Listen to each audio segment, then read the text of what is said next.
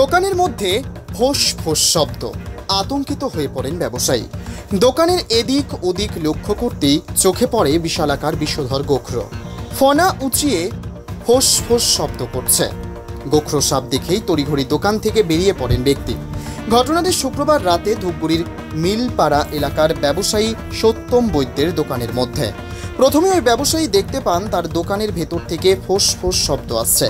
পরবর্তীতে তিনি দেখেন তার দোকানের ভেতরে বিষধর গোখরো সাপ ঢুকছে। কাল বিলম্ব না করে তিনি খবর দেন ধূপগুড়ির অন্যতম প্রকৃতিপ্রেমী সংগঠন ডুয়ার্স নেচার অ্যান্ড স্নেক লাভার অর্গানাইজেশনকে। পরবর্তীতে সংগঠনের পক্ষ থেকে গিয়ে ওই বিষধর গোখরো সাপটিকে উদ্ধার করা হয়। সংগঠনের সদস্য রনি চৌধুরী বলেন, যেহেতু এখন বৃষ্টি চলছে, চারিদিকে খাল বিল সম্পূর্ণ ভরে গেছে, তাই নিরাপদ আশ্রয়ের জন্য সাপ এখন মানুষের ঘরে গোডাউনে আশ্রয় নেয়।